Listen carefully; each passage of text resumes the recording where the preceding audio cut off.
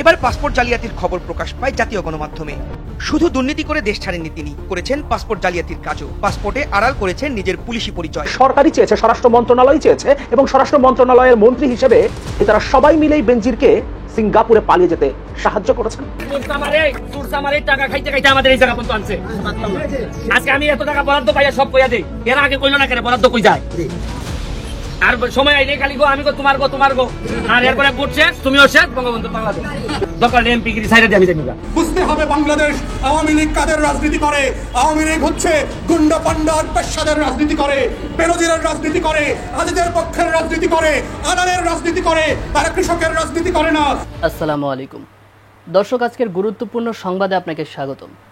প্রিয় দর্শক, বেনজিরকে নিয়ে কিন্তু এক টালমাটাল পরিস্থিতি সৃষ্টি হয়েছে বাংলাদেশে।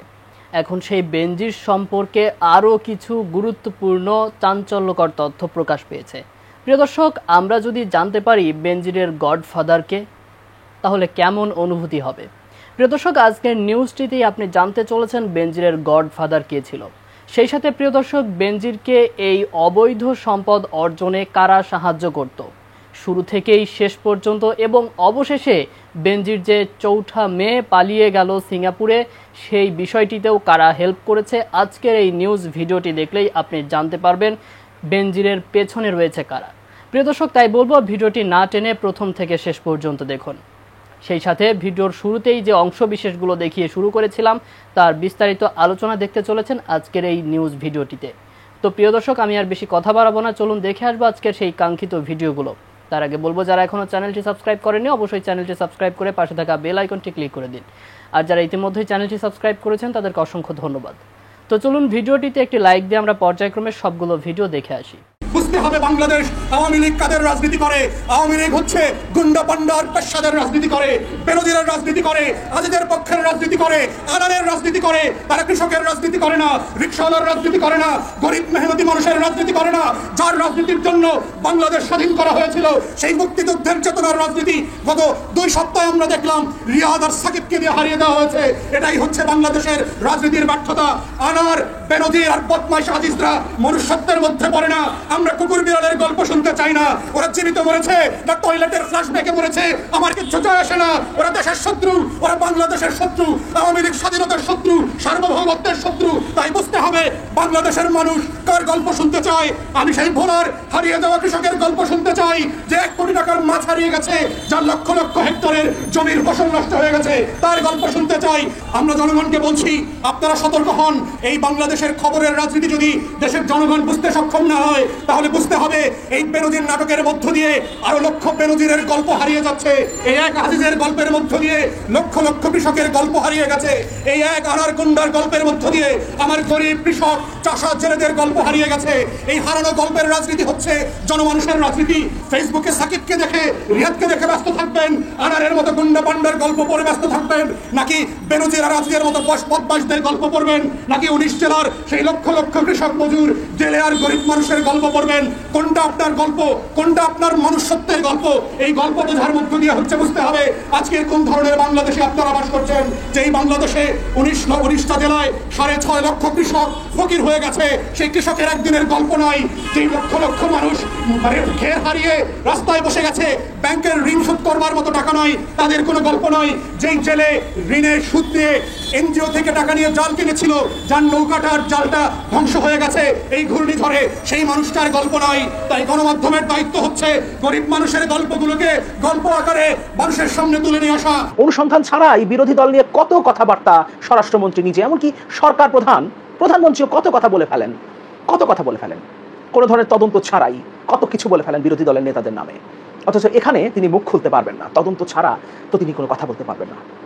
এবং তার বিচার হবে কিনা সেটাও নির্ধারণ করবে আদালত, তিনি জেলে যাবেন কিনা এটাও নির্ধারণ করবে আদালত, আমাদের স্বাধীন বিচার ব্যবস্থা। এই কথা বলেছেন আবার সরকারি দলের সাধারণ সম্পাদক। যাই হোক, সেই আলোচনায় যাচ্ছি না, আমরা স্বরাষ্ট্রমন্ত্রীর বক্তব্যেই থাকি।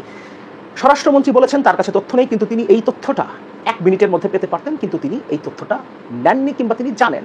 তার জানবার কথা, আসলে অজানা থাকবার কথা না। কারণ আমরা দেখেছি 28 অক্টোবরের আগে, এই যে নির্বাচন গেল কয়েকদিন আগে, 2024 সালের 7 জানুয়ারি নির্বাচনের সার্কাস, তার আগে 28 অক্টোবরের পর বিরোধী দলের নেতাদেরকে যেভাবে গ্রেফতার করা হয়েছে, সবাই কিন্তু তার বাড়ি থেকে গ্রেফতার করা হয়নি। কাউকে কাউকে তাদের আত্মীয়ের বাড়ি থেকে গ্রেফতার করা হয়েছে, সেই তথ্য তাদের কাছে চলে এসছে। কিন্তু বেনজির আছে কিনা, যাকে নিয়ে তদন্ত চলছে, 3 সদস্যের কমিটি গঠন করেছে দুদক, 23 এপ্রিল তিনি চৌঠাবে দেশ ছেড়ে পালিয়ে গেছেন এবং এখন পর্যন্ত জুন মাসে এসেও স্বরাষ্ট্রমন্ত্রীর কাছে সেই তথ্য নাই, 1 মাস পার হয়ে যাবার পরও। কেন? অবশ্যই তথ্য আছে, আমরা ধরে নিতে পারি তথ্য আছে। 2015 সালে মাহমুদুর রহমান মান্নাকে গ্রেফতার করা হয়েছিল তার এক আত্মীয়ের বাসা থেকে রাত 3টার সময় তাকে গ্রেফতার করা হয়েছে তার এক আত্মীয়ের বাসা থেকে, অর্থাৎ তিনি তার নিজের বাসায় ছিলেন না। এবং তাকে গ্রেফতার করা হতে পারে এটা জেনে তিনি বেশ কয়েকটা বাসা পরিবর্তন করে শেষ পর্যন্ত তার এক আত্মীয়ের বাসায় বনানীতে থাকার সিদ্ধান্ত নিয়েছিলেন। সেখানে গিয়ে তাকে গ্রেফতার করা হয়, যদিও গ্রেফতার করা হয়নি, প্রথমে তাকে গুম করা হয়, তারপর 22 ঘন্টা পর তাকে গ্রেফতার দেখানো হয়েছিল, প্রথমে তাকে গুম করা হয়। তাহলে এই তথ্যগুলো আপনারা 1 নিমিষের মধ্যে পেয়ে যান। মাহমুদুর মান্নার কথা বলছিলাম, তারপর তাকে 22 মাস প্রায় 2 বছর কারাভোগ করতে হয়েছে, অথচ সেই মামলায় এখন পর্যন্ত চার্জশিট পর্যন্ত দেওয়া হয়নি, অর্থাৎ কোনো অভিযোগ গঠন করতে পারেনি, অথচ তাকে 2 বছর জেল খাটতে হয়েছে। আর ওবায়দুল কাদের এখন বলছেন আদালত যদি মনে করে বেনজিরকে জেলে যেতে হবে তাহলে তিনি জেলে যাবেন, আদারওয়াইজ তিনি জেলে যাবেন না। এখন আসি স্বরাষ্ট্রমন্ত্রী কিংবা স্বরাষ্ট্র মন্ত্রণালয় আসলে কিভাবে বেনজিরকে সাহায্য করেছে, তিনি যে সম্পদের পাহাড় গড়েছেন সেই সম্পদের পাহাড় গড়তে। আমরা এই জায়গাটা একটু দেখি। পুলিশ সদর দপ্তর সূত্রে জানা গেছে 2011, 2012, 2014, 16 এবং 19 সালে বাহিনীতে সাহসী ভূমিকা, জঙ্গিবাদ বিরোধী অভিযান, রাজনৈতিক সহিংসতা প্রতিরোধ এবং একাদশ জাতীয় সংসদ নির্বাচনে অবদানের জন্য বিপিএম পুরস্কার পান বেনজির। একাদশ জাতীয় সংসদ নির্বাচনে তার অবদান কি ছিল সেটা নতুন করে বলবার কিছু নেই। এবং রাজনৈতিক সহিংসতা প্রতিরোধ বলতে যে বিরোধী দলের উপরে দমন পীড়ন তাকেই বোঝায় সেটা আমরা জানি। এবং 2011-12 কথা বাদ দিলাম, 2014, 2016 এবং 2019 সালে যখন বিপিএম পুরস্কারে পুরস্কৃত করা হয় বেনজিরকে, তখন স্বরাষ্ট্র মন্ত্রণালয়ের দায়িত্বে ছিলেন, মন্ত্রী হিসেবে দায়িত্বে ছিলেন আসাদুজ্জামান খান কামাল, এবং তার মন্ত্রণালয়ের অধীনস্থ পুলিশ বাহিনী তাকে সর্বোচ্চ পুলিশ পদকে ভূষিত করেছে। স্বরাষ্ট্র মন্ত্রণালয়ের জননিরাপত্তা বিভাগ থেকে 2020-21 সালে তাকে শুদ্ধাচার পুরস্কার দেয়, অথচ দুদকের তথ্য অনুযায়ী তিনি ও তার পরিবার 2020 ও 2021 সালে প্রায় 87.9 একর জমি কিনেছিলেন। যে বছর তাকে শুদ্ধাচার পুরস্কার দিচ্ছে স্বরাষ্ট্র মন্ত্রণালয়, অর্থাৎ আসাদুজ্জামান খান কামালের মন্ত্রণালয়, যিনি এখন দায়িত্ব অস্বীকার করছেন। পুলিশ বাহিনীর কোনো দায় নেই, তার মানে স্বরাষ্ট্র মন্ত্রণালয়ের কোনো দায় নেই এবং মন্ত্রী হিসেবে তার কোনো দায় নেই। এবং আমরা যে কারণে ধরে নিলাম নিশ্চয়ই দায় লর্ড ক্লাইভ কিংবা চেঙ্গিস খানের অথবা উগান্ডার স্বরাষ্ট্র মন্ত্রণালয়ের, তিনি কিন্তু দায় এড়িয়ে যাচ্ছেন এখন, কিন্তু তিনি কিন্তু পুরস্কারে ভূষিত করেছিলেন, শুদ্ধাচার পুরস্কার দিয়েছিলেন, এবং এটা স্বরাষ্ট্র মন্ত্রণালয়ের জননিরাপত্তা বিভাগ থেকে। এবং স্বরাষ্ট্র মন্ত্রণালয়ের অধীনস্থ পুলিশ বাহিনী তাকে 5 বার বিপিএম পুরস্কারে পুরস্কৃত করেছে, এবং তার মধ্যে 3 বার যখন স্বরাষ্ট্রমন্ত্রীর দায়িত্ব পালন করছেন আসাদুজ্জামান খান কামাল। তার মানে এই সব কিছুই আসলে একটার সাথে সংযুক্ত, স্বরাষ্ট্র মন্ত্রণালয়, পুলিশ বাহিনী এবং মন্ত্রণালয়ের দায়িত্ব যিনি আছেন। আচ্ছা, আমরা ধরে নেই আসাদুজ্জামান খান কামালের কাছে কিংবা স্বরাষ্ট্র মন্ত্রণালয়ের কাছে কোনো তথ্য ছিল না। এত যে অপরাধ করছেন বেনজির, এত যে সম্পদ বানাচ্ছেন অবৈধভাবে, জমি দখল করছেন একরের পর একর, এগুলো কোনো তথ্যই স্বরাষ্ট্র মন্ত্রণালয়ের কাছে ছিল না। এই কথা যদি এখন তিনি বলতে চান, স্বরাষ্ট্রমন্ত্রী বলতে চান, তাহলে তো তার পদত্যাগ করা উচিত। এরকম অযোগ্য একটা অথর্ব স্বরাষ্ট্রমন্ত্রী দিয়ে আমরা কি করব? তাহলে তো আরো অনেক বেনজিরের জন্ম হবে, যদি তার অযোগ্যতার কারণে, তার মন্ত্রণালয়ের অযোগ্যতার কারণেই বেনজির এই পরিমাণ সম্পদ করে থাকে। আরেকটা হতে পারে, আমরা বিশ্বাস করি না তিনি এত অযোগ্য, স্বরাষ্ট্র মন্ত্রণালয় এত অযোগ্য, কারণ আমরা দেখি বিরোধীদের দমন করার ক্ষেত্রে তারা অনেক যোগ্যতার পরিচয় দেন। তার মানে তারা অযোগ্য কিংবা স্বরাষ্ট্রমন্ত্রী অযোগ্য সেটা আমরা বিশ্বাস করতে চাই না। তাহলে আমরা ধরে নেই এই সব তথ্য স্বরাষ্ট্র মন্ত্রণালয়ের কাছে ছিল, স্বরাষ্ট্রমন্ত্রীর কাছে ছিল, কিন্তু তারপরেও বেনজিরের ব্যাপারে কোনো ব্যবস্থা তো নাই, বরং বিপিএম পুরস্কার দেওয়া হয়েছে, শুদ্ধাচার পুরস্কার দেওয়া হয়েছে। যদি সেটা হয়ে থাকে তাহলে এর দায় স্বরাষ্ট্র মন্ত্রণালয় নেবে না, পুলিশ বাহিনী নেবে না, কিংবা স্বরাষ্ট্রমন্ত্রী নেবেন না। বরং আমাদের তো মনে হবার কথা, এবং বাস্তবতা এটাই, বেনজিরের এই অপকর্মের দায় পুরোপুরিভাবে সরকারের, এবং যদি স্পেসিফিকভাবে কোনো মন্ত্রণালয়ের কথা বলা হয় তাহলে সেটা স্বরাষ্ট্র মন্ত্রণালয়, এবং যদি আরো স্পেসিফিকভাবে বলি তাহলে এর দায় স্বরাষ্ট্রমন্ত্রী আসাদুজ্জামান খান কামালের, যিনি 2014 সালের পর থেকে এখন পর্যন্ত স্বরাষ্ট্র মন্ত্রণালয়ের দায়িত্ব পালন করছেন। দুর্নীতির মাধ্যমে হাজার কোটি টাকার সম্পদের তথ্য প্রকাশ্যে আসায় পুলিশের সাবেক মহাপরিদর্শক বেনজির আহমেদ ও তার পরিবার এখন টক অব দ্য কান্ট্রি। গণমাধ্যমগুলোতে একের পর এক দুর্নীতির খবর উঠে আসছে প্রভাবশালী এই পুলিশ কর্মকর্তার বিরুদ্ধে। এবার পাসপোর্ট জালিয়াতির খবর প্রকাশ পায় জাতীয় গণমাধ্যমে। বেনজির আহমেদের সম্পদ অনুসন্ধানে দুর্নীতি দমন কমিশন দুদক কমিটি গঠনের সিদ্ধান্ত নেয় গত 18 এপ্রিল। এরপর সংস্থাটির অনুসন্ধানে বেরিয়ে আসে বেনজির ও তার পরিবারের সদস্যদের বিপুল সম্পদ। কিন্তু অনুসন্ধান চলার মধ্যেই গত 4 মে সপরিবারে দেশ ছেড়েছেন বেনজির। শুধু দুর্নীতি করে দেশ ছাড়েননি তিনি, করেছেন পাসপোর্ট জালিয়াতির কাজও। পাসপোর্টে আড়াল করেছেন নিজের পুলিশি পরিচয়। শুরু থেকে এখন পর্যন্ত কখনো সরকারি চাকরিজীবীর পরিচয়ে নীল রঙের অফিসিয়াল পাসপোর্ট করেননি বেনজির। সুযোগ থাকার পরও নেননি লাল পাসপোর্টও। বেসরকারি চাকরিজীবী পরিচয়ে সাধারণ পাসপোর্ট তৈরির ক্ষেত্রেও আশ্রয় নিয়েছেন নজিরবিহীন জালিয়াতির। নবায়নের সময় ধরা পড়লে আটকে দেয় পাসপোর্ট অধিদপ্তর, চিঠি দেওয়া হয় তৎকালীন র্যাব সদর দপ্তরে, কিন্তু অবৈধ প্রভাব খাটিয়ে এখানেও ম্যানেজ করেন সব। পাসপোর্ট অফিসে না গিয়ে নেন বিশেষ সুবিধা। যে সুবিধায় সাবেক সেনাপ্রধান জেনারেল আজিজ আহমেদের দুই ভাই হারিস আহমেদ ও তোফায়েল আহমেদ জোসেফ আলোচনায় আসে। তারা যে প্রক্রিয়ায় পাসপোর্ট করেছিলেন একই কায়দায় পাসপোর্ট করেন সাবেক আইজিপি বেনজির আহমেদ।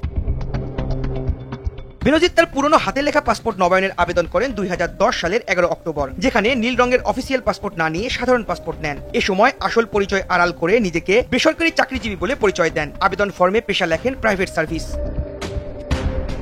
2010 সালের 14 অক্টোবর বেনজিরকে নবায়নকৃত এমআরপি মেশিন রিডেবল পাসপোর্ট দেয়া হয়, যার নম্বর AA 1073252। মেয়াদ উত্তীর্ণের তারিখ ছিল 2015 সালের 13 অক্টোবর। মেয়াদ পূর্তির আগেই 2014 সালের আবার তিনি পাসপোর্ট নবায়নের আবেদন করেন। যথারীতি এখানে নিজেকে বেসরকারি চাকরিজীবী পরিচয় দেন। বেনজির তখন ঢাকা মহানগর পুলিশ কমিশনার। এমন গুরুত্বপূর্ণ পদে থেকেও তিনি অফিসিয়াল পাসপোর্ট নেননি। দ্বিতীয় দফায় তার নবায়নকৃত পাসপোর্টের মেয়াদ ছিল 2019 সালের 17 সেপ্টেম্বর পর্যন্ত, যার পাসপোর্ট নম্বর BC 01111070। পরে 2016 সালে তিনি ফের পাসপোর্ট নবায়নের আবেদন করেন। এ সময় তিনি ছিলেন র্যাব মহাপরিচালক। এখানেও তিনি বেসরকারি পাসপোর্টের আবেদন করেন। তখনই ধরা পড়ে তার তথ্য গোপন ও জালিয়াতির ঘটনা। শুধু তাই না, বেনজির নিজে কখনো পাসপোর্ট অফিসে হাজির হননি। তার ব্যক্তিগত কর্মকর্তা সব সময় আবেদন ফর্ম নিয়ে যেতেন। তবে র্যাব মহাপরিচালকের দায়িত্বে থাকার সময় বেসরকারি পাসপোর্ট দেখে সংশ্লিষ্ট পাসপোর্ট কর্মকর্তার সন্দেহ হলে বিষয়টি পাসপোর্ট অধিদপ্তরের তৎকালীন মহাপরিচালকের নজরে আনা হয়। সে সময় বেনজিরের আবেদনপত্র আটকে যায়। বেনজিরকে বিভাগীয় অনাপত্তিপত্র বা NOC জমা দিতে বলা হয়, কিন্তু NOC জমা না দিয়ে বেনজির পাসপোর্ট নবায়নের চাপ দেন। বেনজিরের সাধারণ পাসপোর্ট গ্রহণ নিয়ে যথাযথ ব্যাখ্যা চেয়ে সে সময় র্যাব সদর দপ্তরে চিঠি দেয় পাসপোর্ট অধিদপ্তর, কিন্তু তাতেও কাজ হয়নি কোনো। 2016 সালের 15 ডিসেম্বর র্যাব সদর দপ্তর থেকে তার উদ্দেশ্য হাসিলের পক্ষেই চিঠি দেয়া হয়। চিঠি দেওয়ার 24 ঘন্টার মধ্যে বেনজিরকে পাসপোর্ট দিতে বাধ্য হয় পাসপোর্ট অধিদপ্তর, যার নম্বর BM 0828141।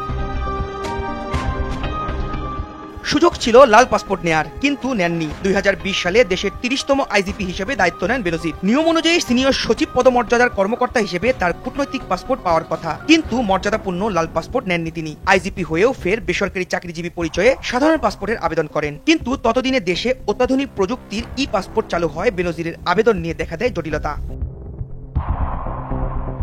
এবার বেনজির আহমেদ সব থেকে বড় প্রতারণার আশ্রয় নেন পাসপোর্ট করতে। চলাচলে অক্ষম হিসেবে গুরুতর অসুস্থতার কারণ দেখিয়ে ডিআইপির মোবাইল ইউনিট চেয়ে পাঠান। পরে দায়িত্বপ্রাপ্ত কর্মকর্তা তার বাসায় গিয়ে ছবি তোলা, আঙ্গুলের ছাপ নেওয়া সহ সব আনুষ্ঠানিকতা শেষ করেন। যেসব কাজ আবার করা হয় অতি গোপনে। পরে 2020 সালের 4 মার্চ তার আবেদনপত্র জমা হয়ে যায়। 1 জুন বেনজিরের নামে 10 বছর মেয়াদী পাসপোর্ট ইস্যু করা হয়, যার নম্বর B00002095। এখানে মেয়াদ বাড়াতে বেনজির তার প্রভাব খাটান। সরকারি চাকরিজীবীদের 5 বছরের বেশি মেয়াদের পাসপোর্ট দেওয়ার নিয়ম না থাকলেও তাকে দেয়া হয় 10 বছর মেয়াদী পাসপোর্ট। নিজের সরকারি চাকরির পরিচয় গোপন করার অন্যতম কারণ অন্য কোনো দেশের নাগরিকত্ব নেওয়ার সুবিধা নেওয়া। কারণ সরকারি পাসপোর্ট থাকলে অন্য কোনো দেশের নাগরিকত্ব গ্রহণে বেশ জটিলতা হয়। এছাড়া অফিসিয়াল পাসপোর্টধারীদের দেশের বাইরে যেতে হলেও বিশেষ আনুষ্ঠানিকতা পালন করতে হয়। সংশ্লিষ্ট মন্ত্রণালয় বা বিভাগ থেকে অনুমোদন নিতে হয়। কিন্তু বেসরকারি পাসপোর্টে এসব জটিলতা কম। তাছাড়া সাধারণ পাসপোর্টে বিদেশ যাওয়াটাও অনেকটা বাধাহীন। এ কারণেই এমন সব প্রতারণার আশ্রয় নেন বেনজির আহমেদ। তো দর্শক, দেখলেন আজকের ভিডিওগুলো। আর এই ভিডিও সম্পর্কিত যদি কোনো তথ্য বা মতামত থাকে তাহলে অবশ্যই কমেন্ট করে জানাবেন। আজকের মতো নিউজটি ছিল এটুকুই। ফিরছে আগামী ভিডিওতে নতুন কোনো টপিক নিয়ে। আল্লাহ হাফেজ।